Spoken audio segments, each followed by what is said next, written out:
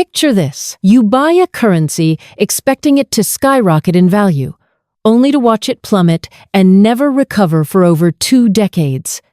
This is the tragic story of the Iraqi dinar, a currency that once held promise but became one of the most devastating investment traps in modern financial history. Today, we're diving deep into why Iraq's dinar never bounced back, and why millions of hopeful investors learned the hard way that some currencies are destined for permanent devaluation. Before we unpack this financial disaster, let me ask you something. Have you ever wondered what happens when an entire country's monetary system collapses and never truly recovers?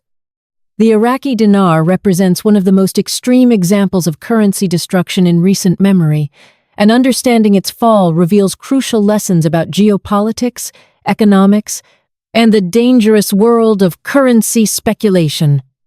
The story begins in what seems like a different universe entirely.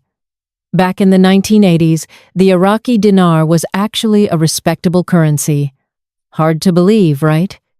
During this period, one Iraqi dinar was worth approximately $3. Think about that for a moment. If you had exchanged $100, you would have received roughly 33 Iraqi dinars. This wasn't some historical anomaly from centuries ago. This was happening while many of you watching this video were alive. Iraq's economy at this time was heavily dependent on oil exports, and oil prices were relatively favorable. The country had substantial foreign currency reserves, and despite being embroiled in a costly war with Iran, the dinar maintained considerable strength in international markets. The government could support the currency's value through these reserves and oil revenues, creating an artificial stability that would later prove unsustainable. But here's where the story takes its first dramatic turn.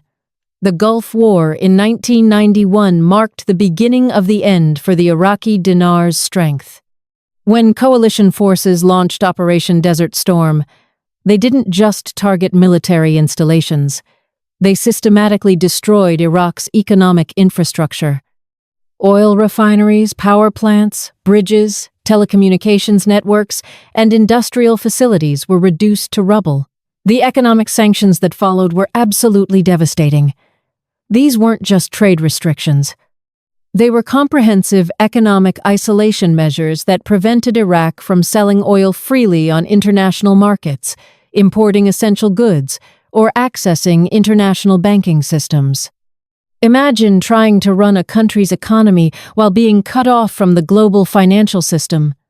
That's exactly what Iraq faced for over a decade.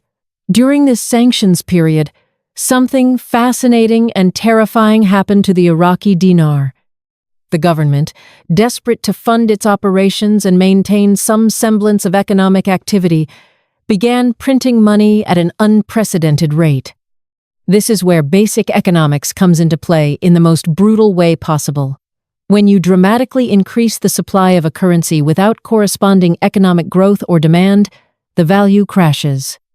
The hyperinflation that followed was spectacular in its destruction. By the late 1990s, it took thousands of dinars to equal $1. Workers would literally carry wheelbarrows full of currency to buy basic necessities. Shop owners struggled to keep up with price changes that occurred multiple times per day. The psychological impact on ordinary Iraqis was profound, as they watched their life savings evaporate in real time. Now here's where many currency speculators thought they saw opportunity. After the US-led invasion in 2003 and the fall of Saddam Hussein's regime, there was widespread belief that Iraq's currency would recover dramatically. The logic seemed sound on the surface. Iraq has the world's 5th largest proven oil reserves. Surely, with political stability and international support, the currency would bounce back to its former strength. This belief spawned what became known as the Iraqi dinar investment craze. Websites, seminars, and investment gurus promoted the idea that buying Iraqi dinars was like getting in on the ground floor of an economic miracle. They painted pictures of investors becoming millionaires when the dinar inevitably revalued to its pre-war levels. The sales pitches were incredibly compelling. especially to people looking for get-rich-quick opportunities. But these promoters fundamentally misunderstood how currency values actually work in the modern global economy. Currency strength isn't just about natural resources or potential wealth.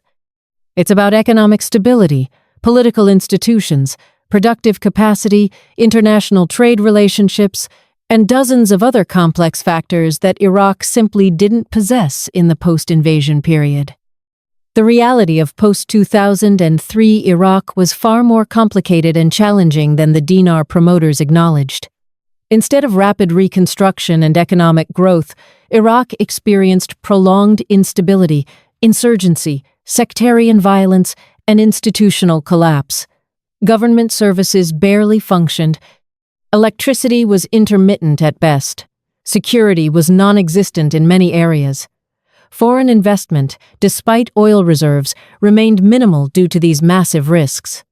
The Iraqi Central Bank, established after the invasion, faced an impossible task. They had to create monetary policy for a country in chaos while dealing with the legacy of decades of economic mismanagement. The new dinar notes they introduced were designed to replace the old currency, but they couldn't magically create the economic conditions necessary for currency strength. One of the most crucial factors that dinar speculators ignored was Iraq's ongoing fiscal crisis. Despite having enormous oil reserves, the Iraqi government consistently struggled with budget deficits. This might seem counterintuitive, but having natural resources doesn't automatically translate to fiscal health. The government had to rebuild entire ministries, security forces, infrastructure, and social services while dealing with ongoing conflict and corruption. The corruption issue cannot be overstated. Iraq consistently ranked among the most corrupt countries in the world, according to international transparency organizations. When government resources are systematically stolen or misallocated, it's impossible to build the economic foundation necessary for a strong currency. Investors and international partners lose confidence, capital flight occurs, and the currency remains weak. Another devastating factor was Iraq's continued dependence on imports for basic necessities. Despite its oil wealth, Iraq produced very little that the world wanted to buy besides petroleum. This created a fundamental imbalance where the country needed to import food, medicine, consumer goods, and industrial equipment while having limited export diversification. Such economies typically maintain weaker currencies to make their limited exports more competitive. The security situation remained a constant drain on both government resources and economic confidence. Military spending consumed enormous portions of the national budget.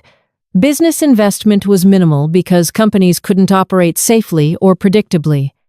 Tourism, which could have been a significant industry given Iraq's historical and cultural significance, was virtually non-existent due to safety concerns. International investors, despite initial optimism, remained largely absent from Iraq's economy outside the oil sector. Major multinational corporations were unwilling to risk significant investments in such an unstable environment. This lack of foreign direct investment meant that Iraq couldn't build the diverse, productive economy necessary to support a strong currency. The banking sector faced its own unique challenges. Iraqi banks struggled to establish credibility and connect effectively with international financial systems. Without a robust banking sector, it's extremely difficult to manage monetary policy effectively or facilitate the kind of economic growth that supports currency strength. Many Iraqis continued to prefer holding US dollars or other foreign currencies rather than trusting their own banking system. Regional instability compounded all these problems. Iraq wasn't just dealing with internal challenges. The broader Middle East experienced ongoing conflicts, political upheavals, and economic disruptions that made investors even more cautious about the region. The rise of ISIS and the subsequent military campaign to defeat them further damaged Iraq's economic prospects and international reputation. The oil curse phenomenon also played a significant role in the dinar's permanent weakness. Countries that depend heavily on natural resource exports often struggle with currency management. When oil prices rise, resource-dependent currencies can strengthen temporarily, but this often leads to other economic sectors becoming uncompetitive. When oil prices fall, these countries face severe fiscal crises because they lack economic diversification. Iraq's government structure created additional monetary challenges. The federal system, while potentially beneficial for political representation, complicated fiscal and monetary policy coordination. Different regions had varying economic conditions and priorities, making it difficult to implement coherent national economic policies that could support currency strength. The brain drain from Iraq was another underappreciated factor. Many of the country's most educated and skilled professionals left during the sanctions period and after 2003. This human capital flight made economic reconstruction even more difficult. You can't build a modern economy without engineers, doctors, economists, managers, and other professionals who had fled to safer countries. Currency speculators also misunderstood the role of international monetary institutions. The International Monetary Fund and World Bank weren't going to wave magic wands and instantly strengthen the Iraqi dinar. These institutions focus on long-term economic development and structural reforms, which take decades to implement successfully under the best circumstances. Iraq's circumstances were far from ideal. The psychological factors affecting the dinar's value were equally important. Currency values are partly based on confidence and expectations. When people expect a currency to remain weak, they avoid holding it, which becomes a self-fulfilling prophecy. Iraqis themselves often preferred to conduct business in US dollars rather than dinars, demonstrating their own lack of confidence in their national currency. Legal and regulatory frameworks remained inadequate for supporting a strong currency. Property rights, contract enforcement, business regulations, and financial oversight systems were all either non-existent or extremely weak. Without these institutional foundations, it's impossible to create the economic environment necessary for currency strength. The demographic challenges facing Iraq also worked against the dinar. A young, rapidly growing population with high unemployment rates created enormous social and economic pressures. Governments facing such challenges often resort to expansionary fiscal and monetary policies that weaken their currencies rather than strengthen them. Trade relationships remained problematic for Iraq throughout this period. The country struggled to establish normal trading partnerships due to ongoing security concerns, regulatory issues, and international skepticism. Limited trade relationships mean limited demand for a country's currency, which keeps values depressed. Technology and infrastructure deficits created additional barriers to economic development. Without reliable electricity, telecommunications, transportation networks, and industrial facilities, Iraq couldn't attract the kind of productive investments that would support a stronger currency. These infrastructure problems persisted for years after the initial invasion. The education system's collapse had long-term implications for economic development and currency strength. Universities were damaged, many professors fled the country, and entire generations of students had their education disrupted. Economic development requires human capital, and Iraq's educational foundation was severely compromised. Agricultural sector destruction also contributed to the country's economic problems. Iraq had historically been an agricultural society, but years of conflict and neglect devastated farming capabilities. This forced greater reliance on food imports, creating additional pressure on the currency and trade balance. Environmental degradation from decades of conflict created long-term economic challenges. Contaminated soil, damaged water systems, and destroyed ecosystems affected both agricultural productivity and public health, requiring enormous resources to address while providing no immediate economic returns. The informal economy's dominance in post-conflict Iraq made effective monetary policy nearly impossible. When large portions of economic activity occur outside official channels, central banks cannot effectively manage money supply, inflation, or currency values. This informal economy persisted due to weak institutions and ongoing security concerns. International debt obligations further constrained Iraq's economic options. The country inherited enormous debts from the Saddam era while taking on new obligations for reconstruction and security. These debt burdens limited fiscal flexibility and made currency appreciation economically difficult, even if other conditions improved. Political instability created a vicious cycle that prevented currency recovery. Weak governments couldn't implement necessary economic reforms, which kept the economy weak, which undermined government legitimacy, which led to further political instability. Breaking this cycle required sustained progress on multiple fronts simultaneously, something Iraq struggled to achieve. The global economic context also worked against the Iraqi dinar during critical periods.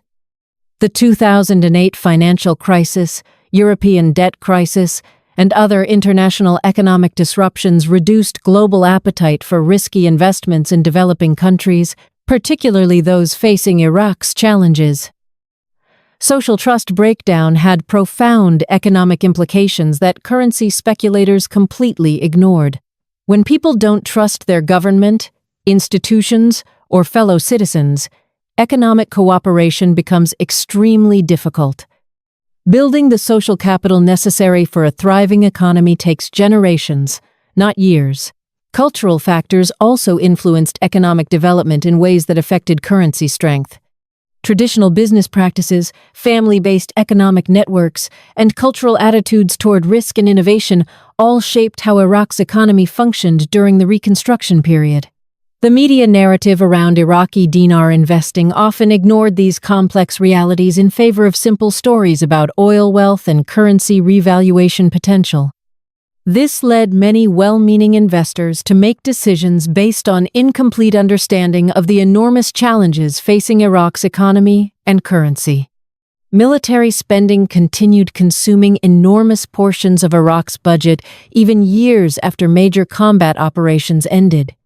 Fighting insurgencies, terrorism, and regional conflicts requires massive resource allocation that doesn't contribute to productive economic growth or currency strength. Regional economic integration remained limited due to political tensions and security concerns. Iraq couldn't take full advantage of Middle Eastern trade networks and economic partnerships, limiting opportunities for economic growth and currency appreciation. The international community's attention span proved shorter than the time required for genuine economic reconstruction. Initial enthusiasm for helping Iraq rebuild gradually faded as other global crises emerged and progress proved slower and more expensive than anticipated. Understanding why the Iraqi dinar never recovered requires recognizing that currency values reflect complex interactions between political stability, economic productivity, institutional quality, international relationships, and market confidence. Iraq struggled with all of these factors simultaneously for over 2 decades. While the country has made progress in some areas, the combination of challenges has proven too significant for the currency to recover to anything approaching its historical strength. The lesson for investors is clear. Currency speculation based on overly optimistic assumptions about political and economic recovery is extremely dangerous. Real economic development takes time, requires stable institutions, and depends on factors that extend far beyond natural resource wealth. The Iraqi dinar's permanent devaluation serves as a sobering reminder that some investments are simply too risky, regardless of how compelling the sales pitch might sound. For those who invested in Iraqi dinars hoping for massive returns, the reality has been devastating. Millions of people around the world bought billions of dinars that are now worth a fraction of what they paid. The promised revaluation never came, and based on Iraq's ongoing challenges, it likely never will. This represents one of the largest retail investment disasters of the early 21st century, affecting people from all walks of life who believed in promises that economic fundamentals simply couldn't support. The Iraqi dinar story continues today, with the currency remaining weak and volatile while the country struggles with the same basic challenges that have prevented recovery for over 20 years. Until Iraq can achieve sustained political stability, build effective institutions, diversify its economy, establish rule of law, and create an environment conducive to productive investment, the dinar will likely remain a symbol of economic destruction rather than the miracle investment that so many people hoped it would become.